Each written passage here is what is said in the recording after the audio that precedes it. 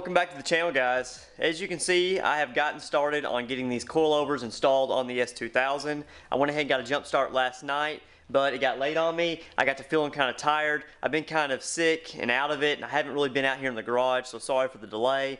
Feeling a little bit better today, so I'm going to come back out here and give this another shot, see if we can get these stock shocks and springs off of here and get the max speeding rods coilovers put on.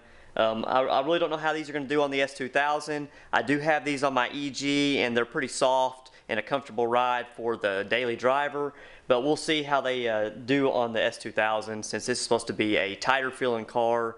And the shocks that are on here have about 170,000 miles on them, so they're not in the greatest condition. We'll pull them off, take a look at them, see if they're leaking or anything.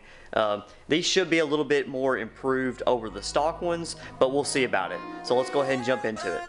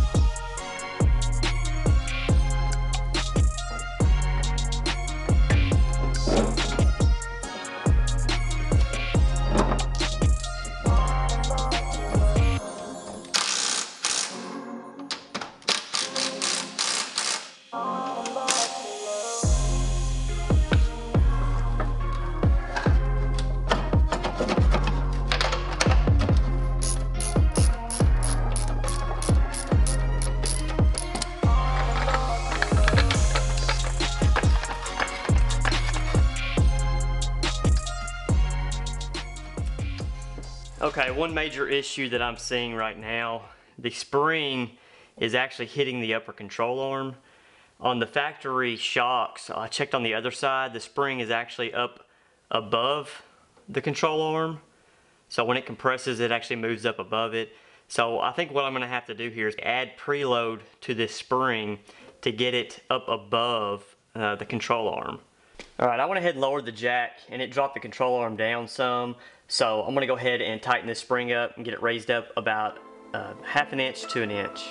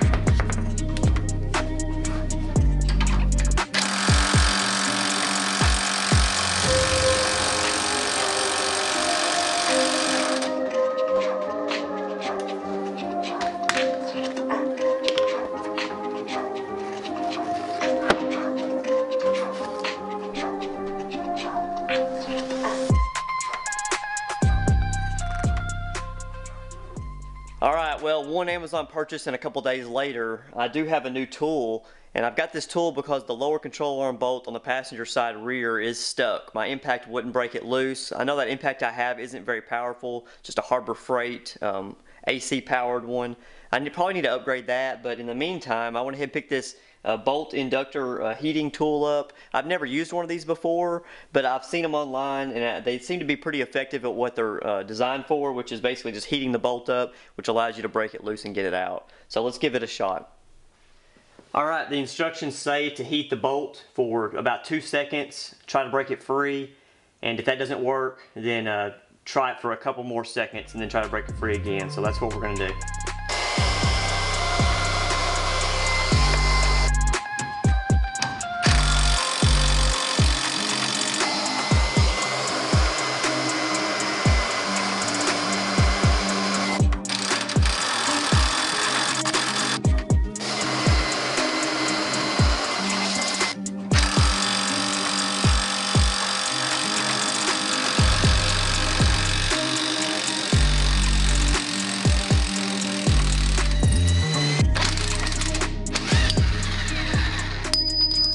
Alright, well, we've got the bolt out. Now, it did take a lot longer than the 2 seconds that the instructions recommended on that. I held it on there for 2 seconds at first, and then the bolt was barely warm. I mean, it really wasn't hot at all. I tried the impact on it, it really did nothing, so I held it on there until I started actually seeing smoke come up off the bolt itself. That let me know that the bolt was hot, and it was very hot. So I took the impact to it, held it on there for a while. I started seeing a little bit of rust, some dust start to come out of the crack. That let me know that it was actually starting to break free. I just held the impact to it and it finally backed out. So that tool was definitely worth the investment. I didn't have to do any real manual labor on this. I didn't have to cut the bolt out, torch it, or anything like that. It was a really clean tool to use, very easy. So I would definitely recommend buying it. It was a little over 200 bucks, so it is a little expensive, but I'll leave a link down in the description below for the one that I bought on Amazon. This isn't sponsored, but it would definitely save me a ton of work, so I definitely recommend picking one up. So let's keep moving.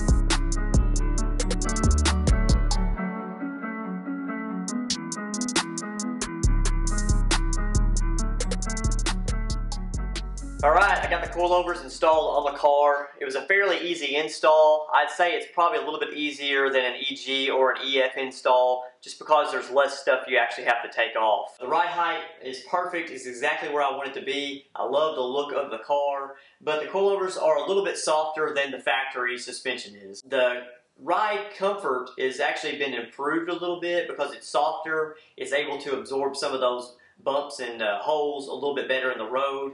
But it's not as tight as the factory suspension, so taking the turns does allow for a little bit more body roll, and it's just not as tight feeling. So a lot of people get S2000s for the performance aspect. So if you're just looking to lower your car for 300 bucks, this would be a good solution. But if you're looking for a high-performing coilover, this may not be for you. I will probably leave these on here temporarily just to get me through the winter, because I'm not going to be driving this thing a whole lot. And I'll probably eventually upgrade. I may even try out the Max Speeding Rod's upgraded coilover once they release those for the S2000 and see how they compare. Long term, I'll probably end up finding something a little bit higher end and throwing it on the car. That way I bring this thing back to the sport-oriented car that it is. So I hope that you enjoyed the install on this S2000 today, and we'll see you in the next video.